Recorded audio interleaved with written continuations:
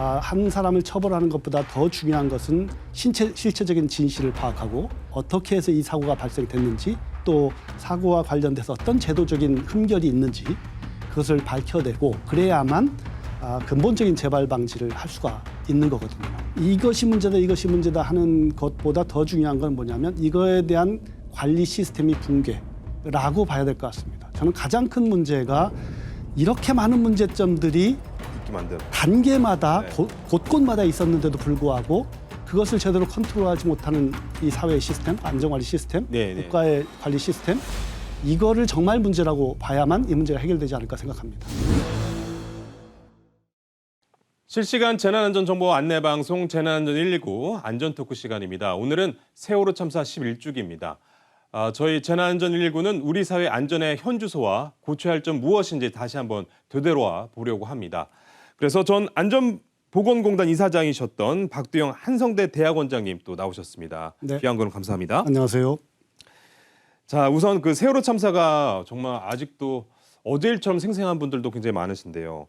자칫 그날의 트라우마를 다시 불러일으킬까 조심스럽지만 그래도 교수님께서 다시 한번 그날의 그 상황을 짚어주신다면요. 네, 앵커님께서 말씀하신 대로 뭐 그 10년 전 일이지만 마치 어제 있었던 것처럼 생생한 그 침몰의 모습을 모든 국민들이 보았기 때문에 이런 참사에 대해서 다시 이렇게 이야기하는 것이 좀 조심스럽긴 하지만 사실은 재난이나 참사는 역사 속에 묻어두거나 또는 기억 속에서 지워버리는 것이 아니라 그것을 더 기억하고 또 성찰해보고 그것이 오히려 그 피해자분들이나 유가족분들에게 위로를 드리는 길이라고 생각합니다. 또한 그를 통해서 우리 나라가 또 우리 사회가 더욱 좀 안전해지는 그런 계기가 돼야 된다고 생각합니다. 그런 의미에서 그날 잠시 돌이켜보면 그때 모든 그 국민들이 보았기 때문에 간단히 말씀을 드리면 뭐 2014년 10년 전이죠. 그 4월 16일 오전 8시 49분경 인천에서 출발해서 제주도로 향하던 세월호가 그 진도 팽목항 앞에 바다에서 침몰해서 299명이 사망을 하고 5명이 실종되는 그런 좀 안타까운 사고였습니다. 네, 그렇습니다. 이에 사고 원인 규명을 위해서 2015년엔 특조위, 또 2017년엔 선체를 인양한 뒤 선체 조사회, 즉 그 선조위가 있었고요. 2018년부터는 그 사참위까지 모두 3개의 위원회가 7년간 조사를 계속했는데 그 참사 원인에 대한 정부의 그 첫 공식 판단이 나왔습니다. 이와 관련된 뉴스 영상 먼저 보시겠습니다. 11년 전 진도 앞바다에서 침몰한 세월호. 300여 명이 희생된 대형 참사였지만 침몰 원인 등 진상 규명은 10년이 넘도록 이루어지지 않았습니다. 사고 원인을 조사해온 해양심판원이 지난해 11월 침몰 원인에 대해 결론을 낸 것으로 확인됐습니다. 해양심판원은 여객선 세월호 전복 사건 재결서에서 침몰 당시 조타기가 비정상적으로 작동했고 증개축도 무리하게 이뤄졌다고 봤습니다. 허용 화물량보다 2배나 많은 화물을 실으면서도 고정을 제대로 하지 않아 화물이 한쪽으로 쏠렸고 이에 따라 선체 기울기도 더 심해졌다고 판단했습니다. 여기에 선체가 침몰하는 도중에도 이준석 선장과 선원들이 승객의 안전을 위한 퇴선 유도 등의 조치를 취하지 않아 피해를 키웠다고 지적했습니다. 세월호 선체 수입과 운항, 사고 발생부터 대응까지 총체적인 안전 불감증과 안전관리 부실이 대형 참사의 원인이었다고 본 겁니다. 잠수함이나 암초 등 외부 충격을 의심하는 외력설에 대해서는 원인 검토에서 제외했습니다. 외력이라고 단정할 만한 흔적이나 외력의 실체에 대한 타당한 증거를 확인하지 못했다는 겁니다. 4.16 세월호 참사 유가족 협의회 측은 외력으로 인한 침몰 가능성을 완전히 배제한 것은 납득할 수 없다고 밝혔습니다. 청해진 해운과 선장, 선원 등 사고 관계자들은 해양심판원의 결정에 불복해 현재 2심이 진행 중이어서 참사 원인이 밝혀지기까지는 시간이 더 걸릴 것으로 전망됩니다. KBS 뉴스 허재입니다. 자, 이렇게 보도를 보시긴 하셨지만 이게 원인은 속 시원하게 밝혀내지 못한 것 같습니다. 그 이유는 어디에 있다고 보시나요? 뭐 저도 정확히 알 수가 없죠. 그런데 이제 추정을 해보면 여러 지금 조사 기구가 만들어지고 또 지금 해양심판원에서 조사를 했지만 네. 여러 가지 원인들이 있었던 것은 확인이 됐습니다. 그런데 어느 것이 그 결정적인 원인이었느냐 하는 것은 지금 약간 미궁에 빠져 있는 것 같습니다. 네. 그런데 우리가 사고 조사에서 냉정하게 생각해 보면 이런 걸 좀 이해할 필요가 있을 것 같습니다. 저희가 이론적으로 보면 이제 사고의 원인망이라고 해서 어떤 하나의 사건이 일어나거나 사고가 일어나기에는 수많은 요인들이 이제 그 서로 얽히고 설켜서 원인망처럼 얽혀 있다는 겁니다. 네. 그러니까 사고가 일으킨 직접적인 원인이 있지만 직접적인 원인 침몰이죠. 그런데 그 침몰이 되게 된 원인을 보면 지금 방금 영상에서도 보셨다시피 이 선체는 세월호 선체는 설령이 좀 오래된 중고의 설령을 수입을 해서 예. 또 여러 번 증개축을 했는데 그 증개축도 불법적인 것도 있고 또 무리한 증개축이 있었던 것 같습니다. 그러니까 선체에 문제가 있었죠. 또 이것이 운항을 할 때 많은 그 과적, 그 과적인데다가 이 배는 복원력이 있어야 되는데 네. 평형수도 제대로 채우지 않고 네.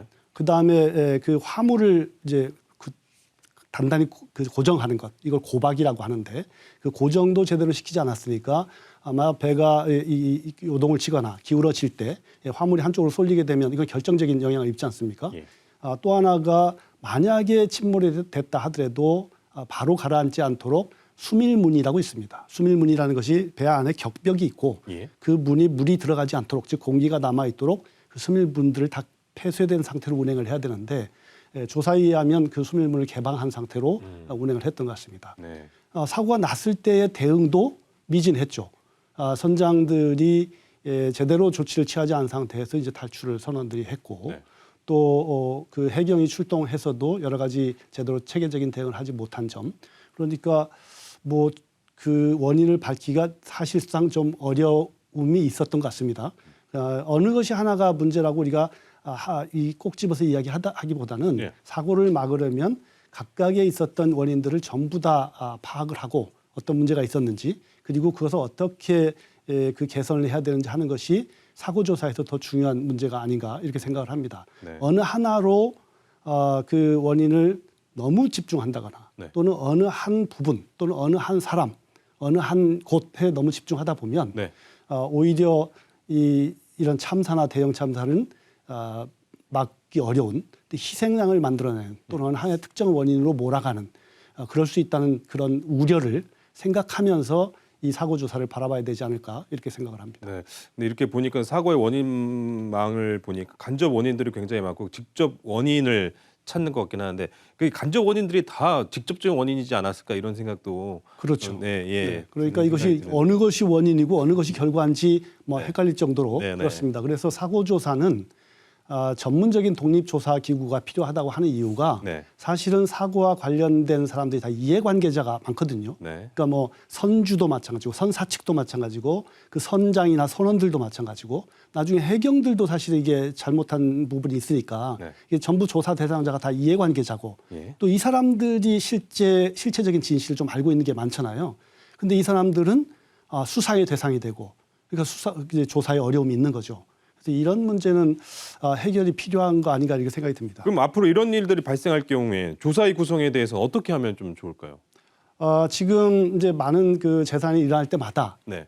유가족들이나 또는 전문가들이 주장하고 있는 것이 예. 독립적인 사고조사 시스템 또는 독립적인 사고조사 기구가 필요하다. 네. 그 이유는 이게 그 사고조사와 관련된 사람들은 다 이해관계가 어떤 식으로 좀 얽혀 있다는 겁니다. 그리고 어느 한 부분이 조사를 할 수가 없다는 겁니다. 그렇기 때문에 정부로부터 독립된 또는 그 이해관계자로부터 독립된 전문성 있는 조사기구를 만들려고 하는데 이게 이제 어려움이 있습니다. 왜요? 왜 어려움이 있냐면 지금 이제 조사를 하려면 강제권이 필요하거든요. 강제조사권. 예. 그러니까 조사를 강행할 수 있는 그 힘이 필요하잖아요. 근데 지금 현재 우리나라에서 그 강제조사를 하려고 그러면 이제 수사권을 네. 이야기합니다. 지난번 이 조사위를 만들 때도 사참위 때도 그랬고 그 전에 세월호 특조위를 할 때도 그랬고 수사권 가지고 굉장한 다툼이 있었습니다. 결국 수사권을 주지 않았는데 네. 그래서 조사가 어려운 것처럼 보이는데 한편으로는 수사권을 주게 되면 네. 이것도 어려움이 생깁니다. 왜냐하면 수사권을 주면 수사는 피의자를 대상으로 하는 거거든요. 네, 예. 범죄의 혐의가 있을 때 그걸 조사하는 것이고 처벌을 목적으로 합니다. 그러다 보니까 상대방한테 반드시 줘야 되는 권리가 있는데 그게 뭐냐면 방어권입니다. 방어권 중에 가장 큰 것이 묵비권입니다. 자기한테 불리한 진술을 하지 않을 권리가 있는 거죠. 또 하나는 자기와 관련된 자기의 범죄 사실과 관련된 것은 거짓말을 해도 됩니다. 즉 위증죄가 성립되지 않습니다. 그러니까 수사권을 가지고 들어가게 되면 이제 처벌을 목적으로 하긴 해야 되지만 이게 실체적인 진실을 파헤치기에는 어려운 점이 있을 수 있죠. 또 그럴 수가 있군요. 네, 그래서 오히려 이제 조사권이라는 것을 신설해야 된다. 예. 그리고 전문적인 조사기관에서 실체적인 진실을 파악하고 심지어는 그 조사를 하는 기구에서는 면책권까지 부여할 수 있는 권한을 좀 줘야 된다. 네. 일종의 공익신고와 같은 개념이죠. 그래서 여기 와서 진실을 이야기하면 그 개인에 대한 처벌은 좀 경감시키거나 그 상황에 따라서 또는 면책을 시키는 그러한 조사권과 면책권 등에 대한 것을 이제는 신중하게 우리 사회가 한번 검토를 해봐야 될 필요가 있지 않을까 생각합니다. 왜냐하면 한 사람을 처벌하는 것보다 더 중요한 것은 실체적인 진실을 파악하고 사고의 기전, 그러니까 어떻게 해서 이 사고가 발생됐는지 또 사고와 관련돼서 어떤 제도적인 흠결이 있는지 그것을 밝혀내고 그래야만 근본적인 재발 방지를 할 수가 있는 거거든요. 예. 그러니까 조사기구에는 강제 조사권을 부여하되 조사 대상자에게는 일정한 면책권을 부여하는 그런 방법으로 가야 된다 말씀을 해주셨는데 그럼 지난 조사위에서도 결국 정확한 원인을 밝히기가 어려웠는데 그 원인을 제대로 밝혀내지 못한 것도 이런 것들이 문제가 될 수도 있다는 생각이 드는데요. 저는 그런 것이 배경에 깔려 있다고 생각합니다. 깔려 있다. 그런데 세월호는 일단 누가 봐도 그냥 심각한 문제점도 굉장히 많았었습니다. 앞서 영상에도 보셨지만 배가 너무 낡은 데다가 증개축을 심하게 했고 또 화물은 너무 많이 실었고요. 간접 원인을 할 수 있는 것들이 너무 많아요. 가장 큰 문제가 어떤 거였다고? 지금 말씀하신 보건성의 기준에 미달한 배다. 예. 그다음에 급경사와 급회전을 했다. 네. 운행을 잘못한 거죠. 화물을 제대로 고박하지 않았다. 이게 과적했다. 그것도 관리하지 않았다 정부가. 그렇죠. 이런 총체적인 문제가 있잖아요. 그러니까 이것이 문제다 하는 것보다 더 중요한 건 뭐냐면 이거에 대한 관리 시스템이 붕괴라고 봐야 될 것 같습니다. 저는 가장 큰 문제가 이렇게 많은 문제점들이 있게 만든. 단계마다 네. 곳곳마다 있었는데도 불구하고 그것을 제대로 컨트롤하지 못하는 이 사회의 시스템, 안전관리 시스템, 네, 네. 국가의 관리 시스템 이거를 정말 문제라고 봐야만 이 문제가 해결되지 않을까 생각합니다. 그렇죠. 관리 시스템. 그런 배가 운항을 했다는 것 자체만으로도 그렇습니다. 그걸 출항하게 했고 네. 그다음에 출항하고도 그 선원들이나 선장들이 이걸 제대로 운행하는지에 대한 관리 시스템이 사실은 부족했고 네. 그다음에 사고가 났을 때도 이 대응 체계에 대한 것들이 어떻게 보면 국가의 책임인데 네. 이런 것들이 부실했다고 보는 것은 어느 하나가 문제라고 하기보다는 이렇게 세월호 정도에서는 총체적으로 지금 부실이 드러났으니까 네. 이거는 조금 나가서 얘기한다고 하면 국가의 안전관리 시스템에 가장 큰 문제가 있다. 이렇게 봐도 되지 않을까. 국가의 책임. 국민의 생명과 안전을 지키는 것은 궁극적으로 국가의 기본적인 책무고 맞습니다. 그 생명과 안전을 지킨다는 것이 뭐냐면 예방 체계, 대비 체계, 대응 체계, 복구 체계를 제대로 갖춰놓는 것을 이야기하거든요. 네네. 그거 지금 세월호 때 처음부터 끝까지 거의 총체적인 부실이 있었다고 얘기하는 것은 누구 책임이냐? 국가의 책임이 아니라고 얘기할 수가 없죠. 맞습니다. 알겠습니다. 근데 또 이 세월호 참사 이 사고 후 50시간 동안이나 이 적절한 구조를 못한 이유, 지나간 이야기는 하지만 굉장히 안타깝습니다. 이 이유는 무엇이라고 생각하십니까? 저는 첫 번째의 직접적인 그 책임은 선장과 선원에 있다고 보긴 합니다. 선장과 선원이 상황 판단을 잘못했건 오판을 했건 아니면 어떻게 됐건 그 선내의 승객들 특히 학생들이 남아있음에도 불구하고 자기들이 먼저 탈출했다는 것은 입이 10개라도 이건 할 말이 없고 그건 어떤 변명도 통하지 않는 잘못이라고 보여집니다. 네.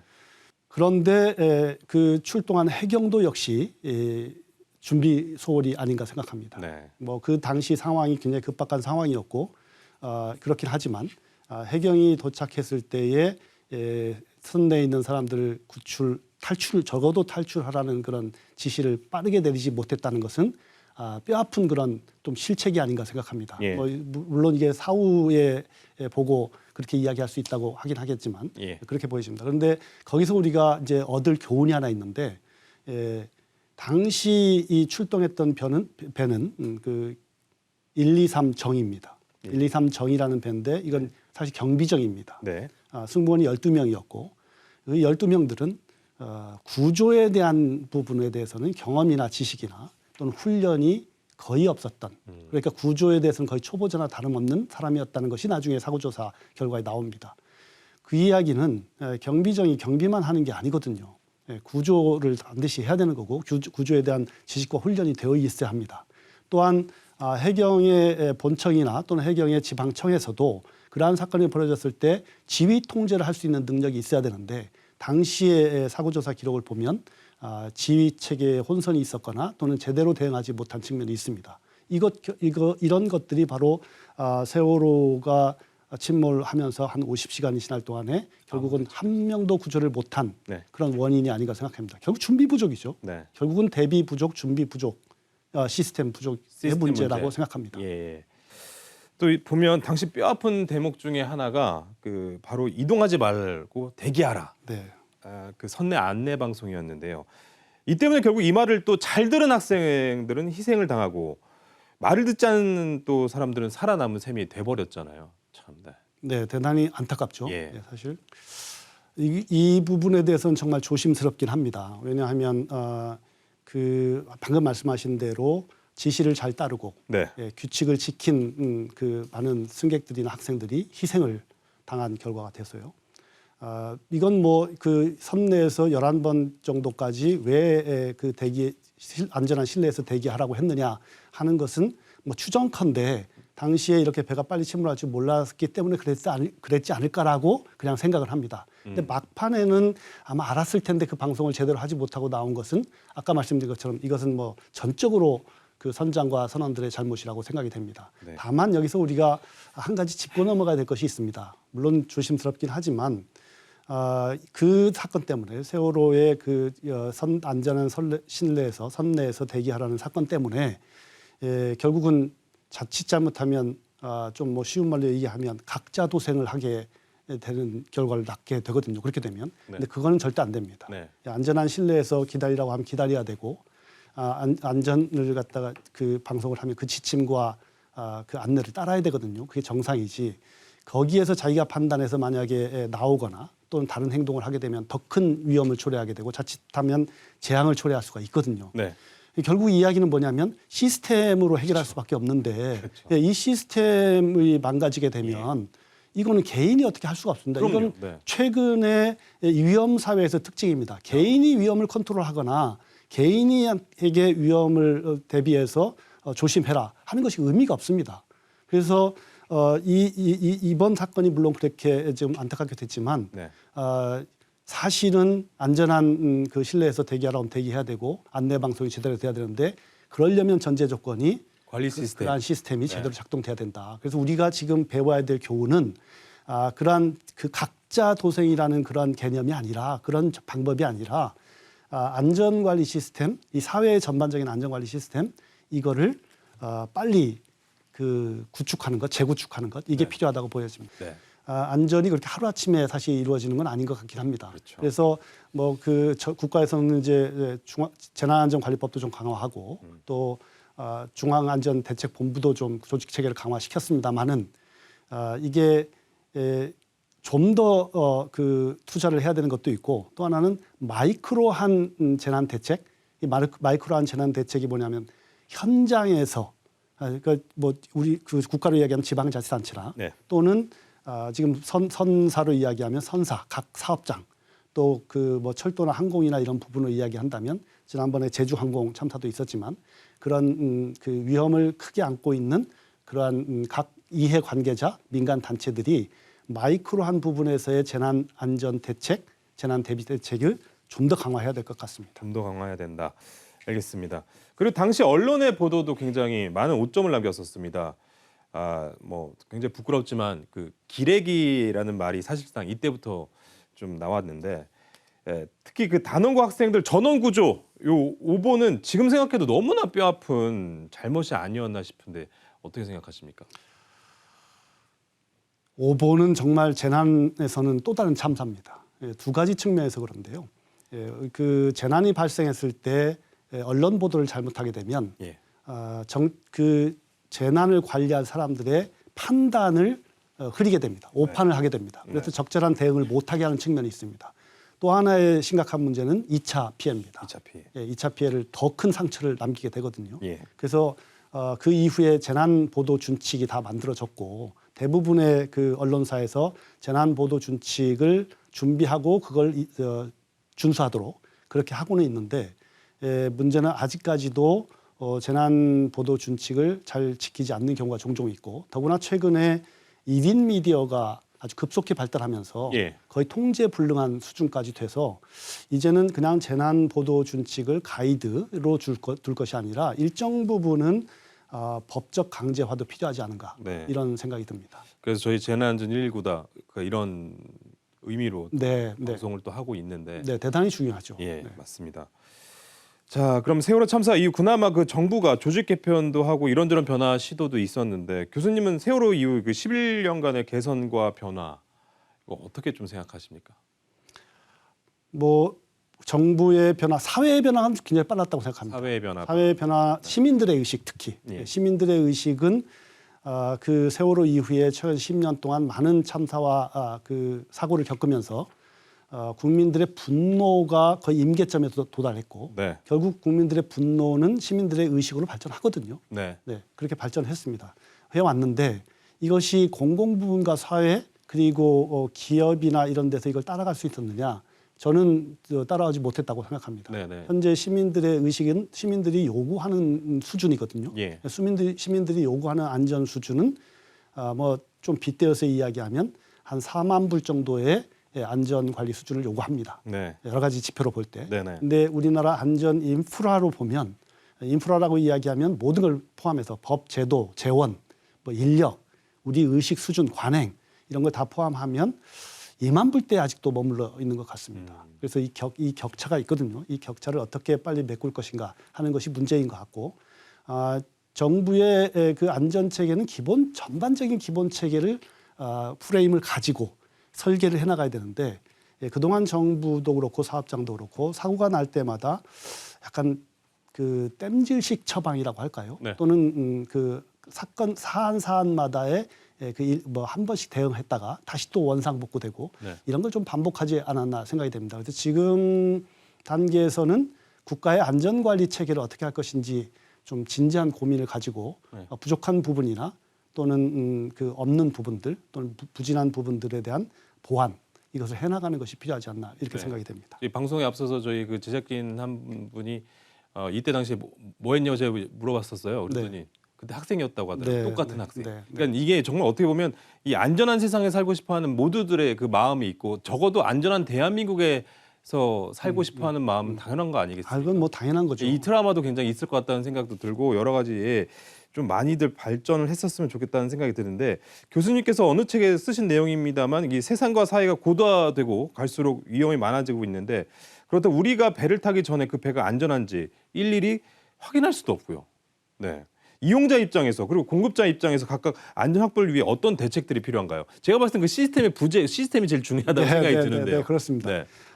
이제 위험 사회로 들게 되면 아까 말씀드린 대로 구조적 위험이 개인적 위험보다 훨씬 더 커지는 사회가 위험 사회라고 이야기합니다. 그러니까 개인의 위험을 통제할 수 없고 위험이 그 개인이 조심해서 하는 것보다 훨씬 더 큰 위험, 구조적 위험들이 있는 사회. 여기에서 이용자들은 저는 이제 이런 사회에서는 연대가 필요하다고 생각합니다.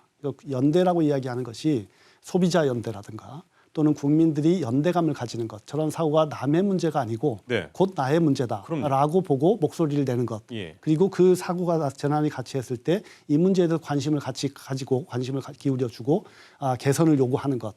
이게 사실은 이용자 입장에서 이제 보면 그 필요한 이야기고 국민 전체로 보면 뭐 마이크로하게 보면 이용자가 안전을 적극적으로 요구하는 것.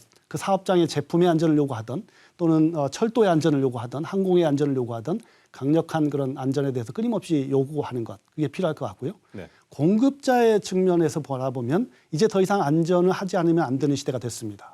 안전을 소홀히 하고 지속 가능한 그 성장을 한다는 것은 불가능한 시대가 되었다고 생각이 됩니다. 그래서 안전을 할 것이냐 말 것이냐가 아니고 이제는 안전을 어떻게 할까, 어떻게 안전하게 할까 하는 것이 필요한 시대가 되었다고 생각합니다. 네, 그렇군요. 그런데 그 뭔가 그 안전이 그 이용자 공급자에게 이렇게 딱 맡겨놔서는 또 절대로 잘 이루어지지 않는 상황도 있잖아요. 그렇습니다. 왜 그럴까요? 결국은 이 자본주의 사회에서 이 경제가 돌아가는 것은 이윤의 극대화는 막을 수가 없거든요. 이윤의 극대화라고 얘기하는 것이 매출을 늘리거나 비용을 줄이는 거잖아요. 사실 기본적으로 보면. 비용은 보이지 않는 부분에서 줄이려고 하죠. 줄여야 되는 것이 또 경제의 기본 원리고. 네. 그런데 안전 비용이 사실은 많이 줄이려고 하는 본질적이 숨어 있습니다. 왜냐하면 안전은 지금 소홀히 한다고 해서 바로 사고 나는 경우는 많지 않습니다. 많지는 않죠. 지금 안전을 소홀히 하면 이게 타임 딜레이 이펙트라고 얘기하는데 언젠가는 꼭 다음에 예. 한참 후에 사고가 납니다. 예. 그러니까 이 원인 관계를 밝히기 힘든 것도 그거거든요. 근본적인 원인이 그 전에 몇 년 전에 또는 한참 전에 이런 것이 있었잖아요.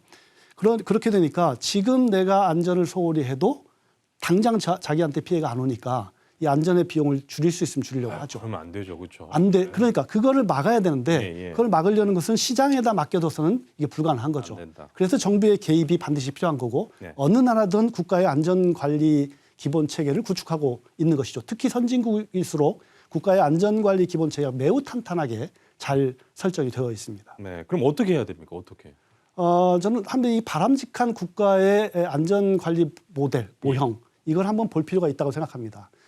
안전은 크게 이제 우리 소비자 입장에서 이용자 입장에서 바라보면 세 영역으로 나눌 수가 있습니다. 네. 첫 번째 영역이 프리마켓이라고 해서 시장 진입 전 단계. 그러니까 제품 잘 만들어야 되고요. 네. 건물도 안전하게 만들어야 되고 또 뭐 자동차도 안전하게 만들어야 됩니다.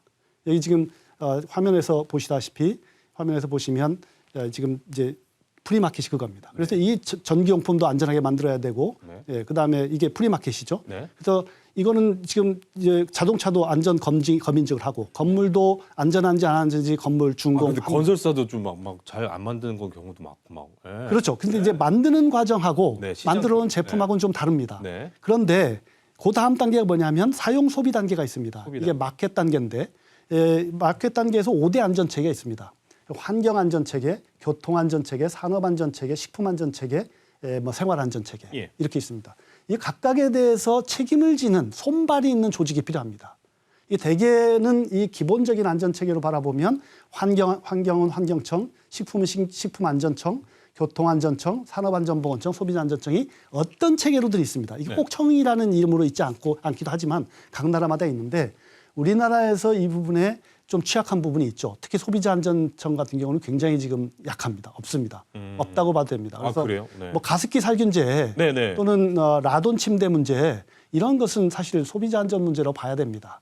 그렇게 되고 그다음에 사고가 나게 되면 네, 이게 사고가 났어요. 어떤 사고가 나든 네. 환경사고가 나든 식품사고가 나든 또는 교통사고가 나든 어떤 사고가 나든 육상은 119, 해상은 122, 육상은 소방청, 해양은 해양경찰청이 대응을 해줘야 됩니다. 네. 그렇지 않으면 방법이 없는 거죠. 그 이후에 지자체가 나서서 재난 복구도 하고 이렇게 되지만 이 기본 체계를 정말 견제와 균형에 맞게 제대로 설계하는 것 그리고 이걸 운영하는 것 네. 이게 지금 우리가 맞닥뜨리는 숙제가 아닌가 생각됩니다. 그럼 앞으로 이제 뭐 대선 전국으로 가고 이제 또 정부가 다시 또 시작하게 되면 이런 것들도 굉장히 좀 예, 국회 사료 깊게 좀 해야 되지 않을까요? 이런 생각. 사회적 합의를 봐야 된다고 생각합니다. 이 부분에 대해서 좀 더 사회적 합의를 보고 네.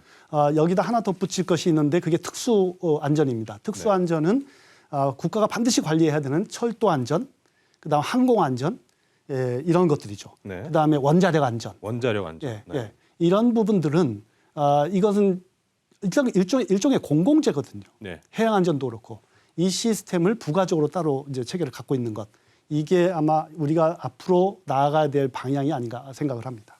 네, 알겠습니다. 저도 이렇게 중대재해 알림 가끔씩 이렇게 지금 방송 때마다 알려드리는데 가슴이 너무 아프거든요. 근데 이런 기본과 원칙이 굉장히 중요하다 말씀해 주셨는데, 근데 2022년 이태원 참사나 2023년 그 충북 오송지하차도 침수 사고 등 이 모두 사고를 막을 수 있었던 그 골든 타임 이런 것도 굉장히 있었는데 놓쳤어요. 이 골든 타임을 적절하게 대응하지 못한 이유 뭐라고 생각하십니까? 네, 재난은 크게 두 가지 유형으로 나눠볼 수가 있습니다. 네. 하나는 점진 확대형. 이게 대표적인 자연재난 같은 겁니다. 뭐 산불처럼.